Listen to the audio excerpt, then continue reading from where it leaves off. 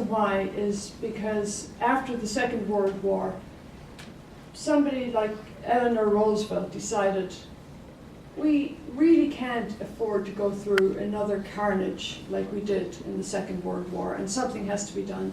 There has to be an international agreement that people have to be treated as equals, with respect, with dignity, and have rights. And so she was able at that time to bring together representatives from the UN and force them into a room and lock the doors, because this was an all-male society. And so it was highly irregular that a woman had such power. So she was able to sit them all down. They all came from different backgrounds and cultures. You can imagine the diversity of the countries represented in the UN. And they hammered out an incredible document called the Universal Declaration of Human Rights. And it's comprised of a preamble, and there are 30 articles in it. And basically is that the mere fact that we're born gives us rights as human beings.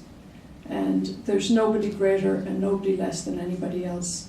And we have the right to education. It actually is very reminiscent of what's happening with the Occupy movement right now, because it is almost like a template of what the occupiers are saying. The occupiers are saying we want equality, we want dignity, and we want justice. And basically, this is what the Universal Declaration of Human Rights is about. So Amnesty International was founded in 1961. So the Universal Declaration of Human Rights was in 1948. So in 1961, there was a British lawyer, Peter Benenson, who read in the newspaper about a group of students from Portugal who were raising a toast to freedom and under Salazar, and they were thrown into prison.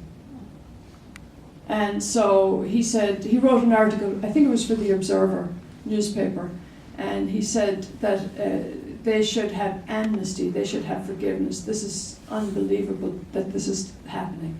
And because of that article, so many people responded, like tens of thousands of people responded.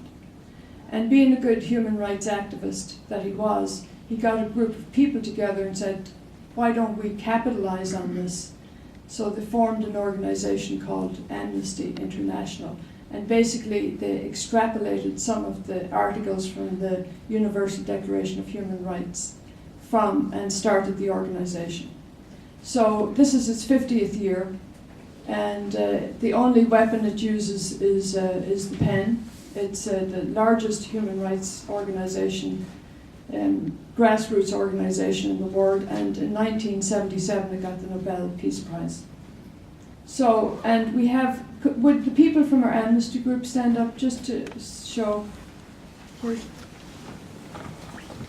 So these are our Amnesty members. So we're all just normal people. We get together, we get cases, urgent action cases every month. I compose letters, and we meet at the 4th Street Cafe, positively 4th Street. People sign the letters, and we provide the stamps and send off letters on behalf of prisoners of conscience. And here I have 3 petitions, and they're very interesting. One is 300 people, indigenous people in Guatemala, who were moved off their land by soldiers, and they had to cross the border into Mexico. And there's 100 women and children. Hi, Jake. Happy birthday. Yeah. Hi, how are you?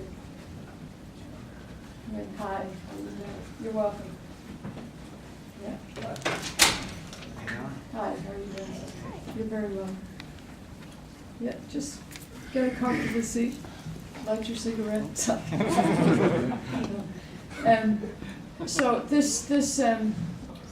the group of indigenous people were forced out of their little humble community, and they took refuge in Tabasco in Mexico, and they have no water and no food, and sanitation's very bad, and they're being harassed by the Mexican army. And so we have a petition to the ambassador to say, at least these people should have been given warning about being evicted, and they should have had appropriate housing. One of the articles in the Universal Declaration of Human Rights is that if people are going to be evicted, they have to have housing.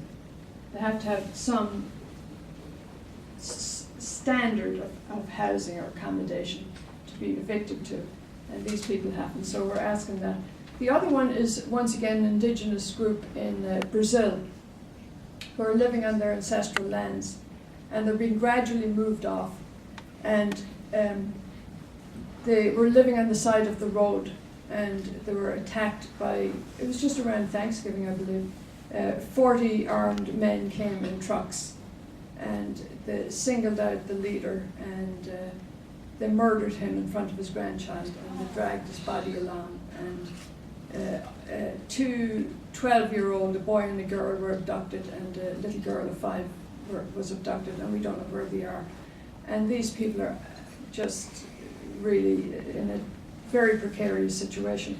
So we're writing on their behalf once again. It seems to be a lot of evictions.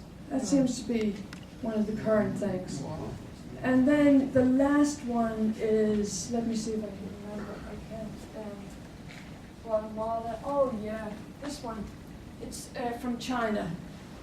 China has some of the worst human rights abuses because it's so large, and because the internet is totally controlled as well. There's absolutely no freedom of expression. You can't even get together with a group of people. This would be illegal, what we're doing now. We'd all be in prison. And yet we're the #1 business negotiators or dealers with China. It's a funny, schizophrenic kind of relationship we have. But this particular woman, I'll just make it very short. Her husband was a member of the Falun Gong movement, which means they're a group of very peaceful people who do meditation and believe in a spiritual being and the goodness of man versus the non-God community of China, of the government of China. And even people who were in the army and people in politics in China belonged to the Falun Gong movement, but because it meant that people were actually getting together and forming a little power structure, even if it had nothing to do with politics or anything, it was a great threat to the Chinese government. So this young man spent 6 years in prison, I believe it was, and his wife was waiting for him to come out, and she was petitioning all the time for him to come out.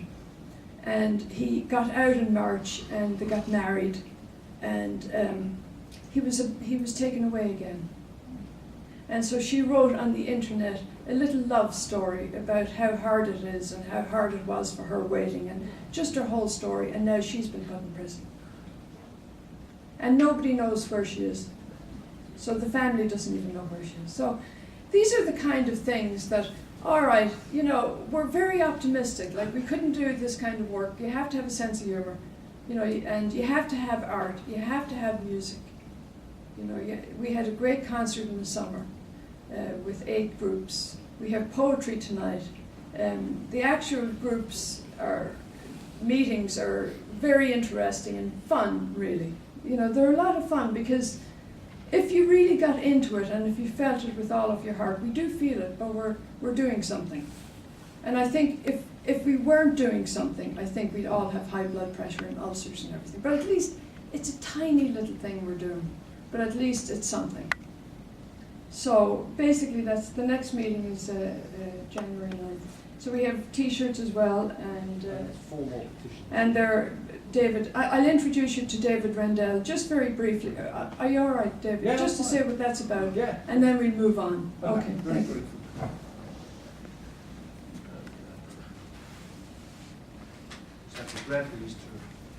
My memory isn't what it used to be.